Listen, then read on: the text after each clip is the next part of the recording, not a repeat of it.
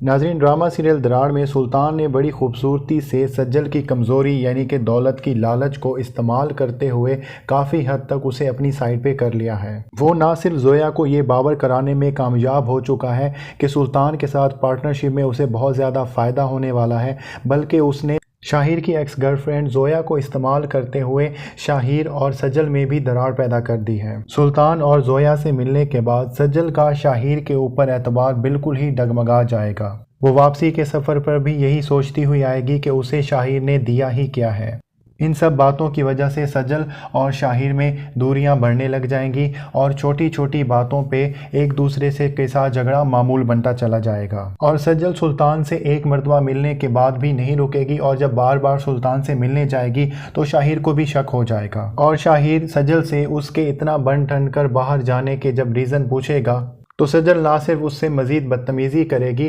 بلکہ اس کے کچھ عرصے بعد دوبارہ سے ایرا کو طلاق دینے والے معاملے کو بھی شاہیر کے سامنے رکھ دے گی، جس پر شاہیر اس کو بتائے گا کہ وہ ایرا کو طلاق دے چکا ہے اور اب ایرا کو دی گئی پراپرٹی اسے واپس نہیں لے سکتا۔ سجل یہ تو چاہتی تھی کہ ایرا کو طلاق ہو جائے، لیکن وہ یہ بھی چاہتی تھی کہ ایرا کو دی گئی پراپرٹی کسی طرح سے واپس مل جائے۔ اور دوسری طرف آپ دیکھیں گے کہ ایرا کو شاہیر سے کچھ اچھے کی توقع نہیں تھی، لیکن اس کے باوجود بھی ایرا شاہیر کی طرف سے طلاق دیے جانے کے بعد بہت زیادہ غم اور صدمے میں مبتلا ہوگی۔ ایرا کو اس صدمے سے نکالنے کے لیے ایرا کی چچی اس کو حوصلہ دینے کی کوشش کرے گی اور اسے یہ کہے گی کہ شاہیر ہی کم ظرف تھا جس نے تمہاری قدر نہیں کی، لیکن ایرا کا یہ صدمہ کم ہونے والا نہیں۔ اسے اس بات کا بہت ہی افسوس ہے کہ شاہیر نے اس پر زندگی بھر کے لیے طلاق یافتہ کا لیبل لگا دیا، لیکن آگے چل کر ایرا کو اس بات کا احساس ہوگا کہ جو کچھ بھی ہوتا ہے اللہ تعالیٰ کی اس میں کوئی نہ کوئی بہتری شامل ہوتی ہے، اور شاہیر کے ساتھ ایسے رشتے میں بندھے رہنا